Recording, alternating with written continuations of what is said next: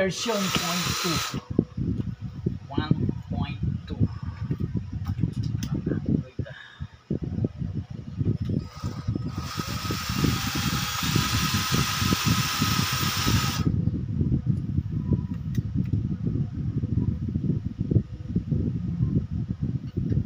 Ito lang, wala natin ang mga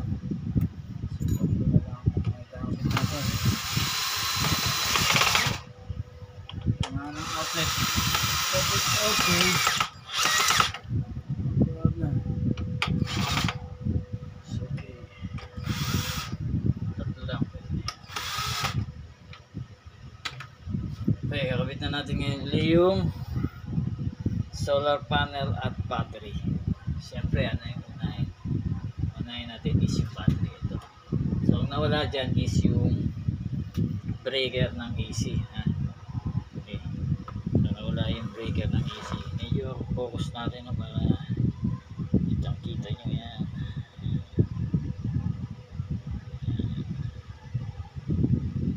Okay. GSL battery.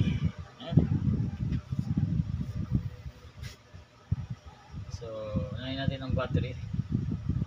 So, unang-una gusto ko is yung negative. Negative is the battery. Sama siya ng voltage disconnect na negative.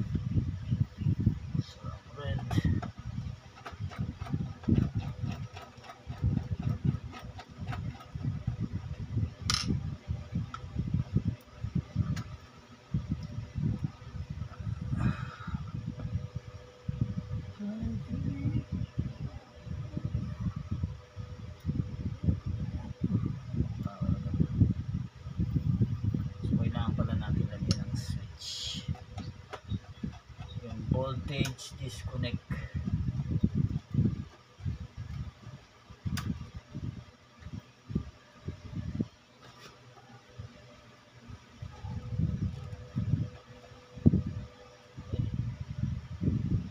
So magandang lagyan ng switch pala yung voltage disconnect na.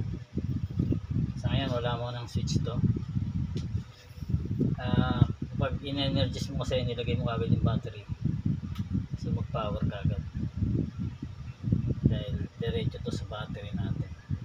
Pwede ko rin sana ilagay sa taas. Para at the same time. Dalawa natin.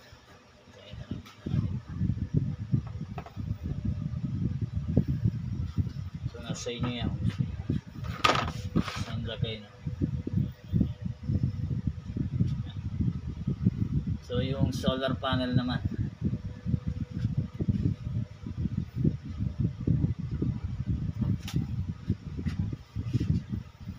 Solar panel. So ang positive dito ay may sulat. Ay parehas to dito. So ito yung positive.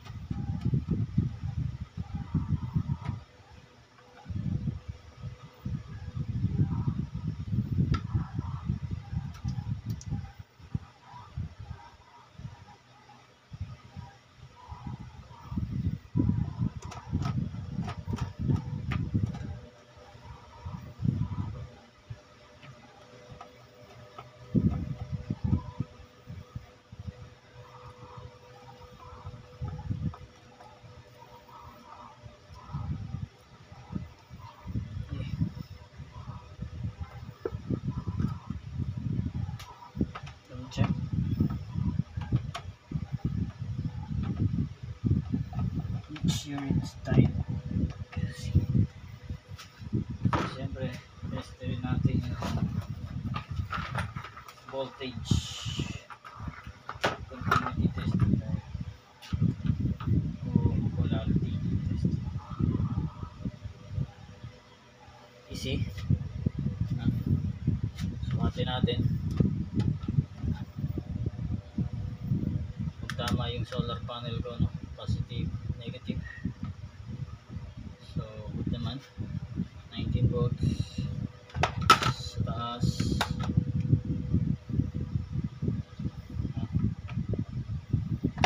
Ito is 12.9 volts. So, parehas naman yung polarity.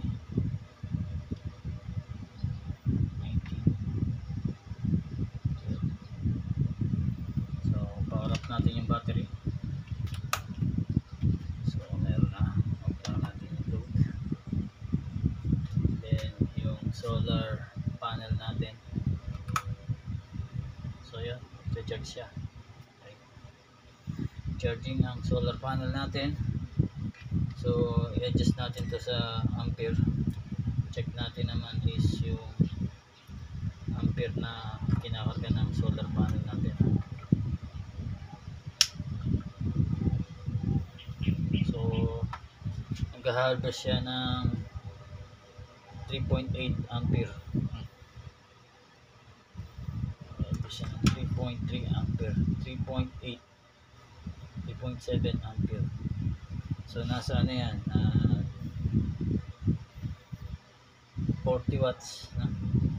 Nag-harvest siya ng 40 watts. So, yan. Meron na tayong discharge. Low voltage disconnect, no? Yan yung low voltage disconnect natin. Okay. Ayan. So, pag ang setting ko dyan ay yan, 12.3 pag disconnect ko sa yan.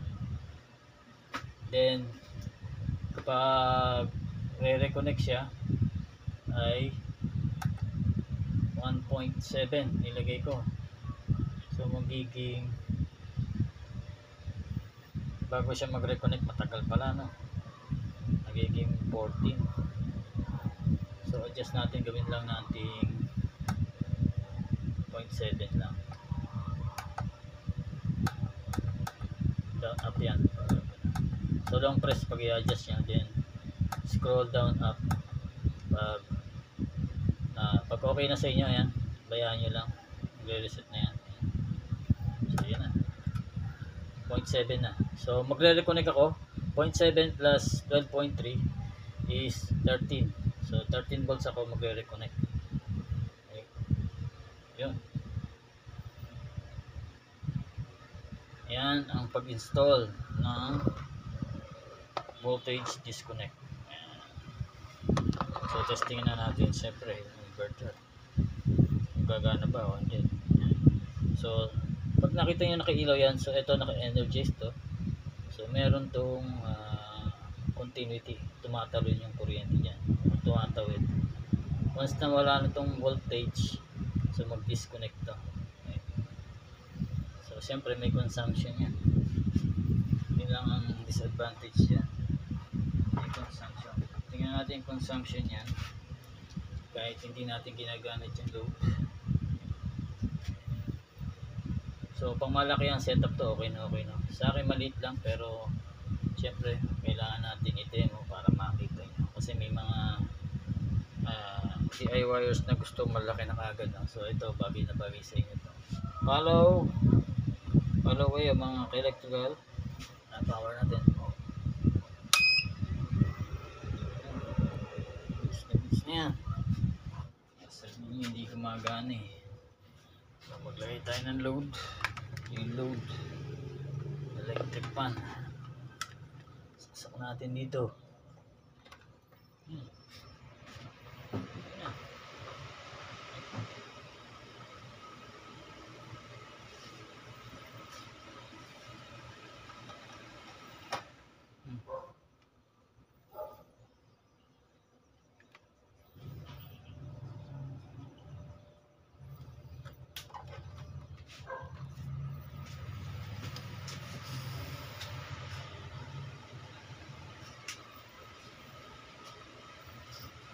Okay.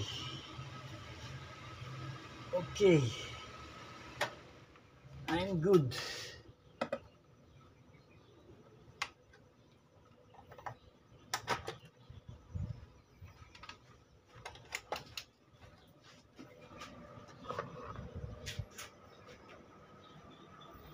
Yan yung electric pan kung may ilaw. Ay, nakaload dyan. Sa loob niyan. Sa labas lang itong ginagamit ko. Yan. So, ito yung remote ko. Diba? Stick.